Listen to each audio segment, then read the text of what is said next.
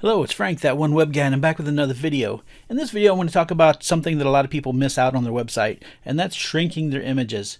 A lot of times we go to sites like Unsplash or Pexels and stuff like that, and people they grab the image and they don't realize how big the image size actually is. So I'm going to show you a trick to resize that image before you upload it to your website.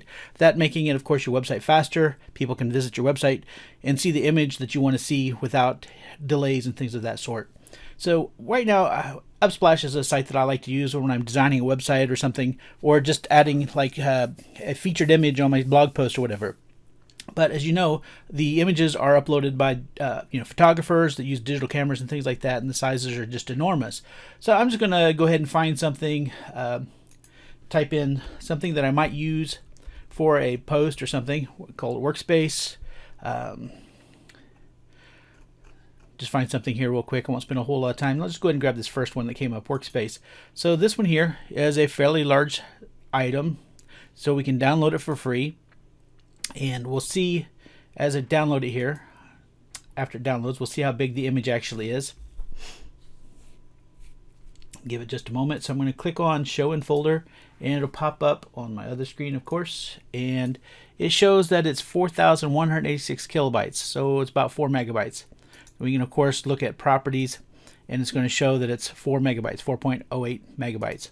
So a site that I'm going to use, I'm just going to drag this off to the other screen real quick, is a Tiny PNG. I think there's Tiny JPEG as well, but that you can do the same thing, and just what we can do is drag to this image. Now this is a free service. It also has a WordPress plugin. If you're using WordPress, you can install it on WordPress and optimize your images on your website. Right now I'm just going to focus on this because I know a lot of people like to resize it or modify it before they actually upload it. So what we're going to do is I'm actually just going to grab this image from the other screen here.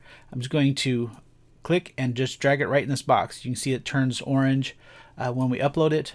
It's doing the file. It's converting it from 4.3 megabytes. It's compressing it, and it'll take just a moment here, and it'll pop up and say that it's complete. And of course, it all depends on your connection speed and, of course, the file size. And this is a fairly large file. It should be just about done. Compressing. And of course, it's always longer when you're trying to do a video quickly. So we'll wait just a second longer. It should be about done. And it's finished. And it converted it from 4.3 to 1.3 megabytes is what it says. So what I'm going to do is download. You can save it to your Dropbox, but you have to connect that or whatever. I'm just going to download it real quick. And it now says, see, we're going to open this. It's downloaded, show in folder. Double click this. And it's now 1.22 megabytes. So you can see that it's reduced it quite a bit. Well, 71%. So you could upload that file and it's much quicker. Now what you might do also is you may just resize the image itself overall, because the properties of this image, I have to unzip it first, extract all. If you're on a Mac, sometimes they auto extract it. So I'm going to look at the properties. One other thing you could do, of course, is resize the images. So we're going to look at details, and it's 6,000 by 4,000. So normally what I would do is I would open an image editor and reduce it to about 1,200 in width, and then it automatically pick the height for you there, and then resize it that way before you upload it. But you can see that it's really decreased the size, and when you upload it, it'll make it much nicer to work with. So again, that's tinypng.com. You can see that here in the URL.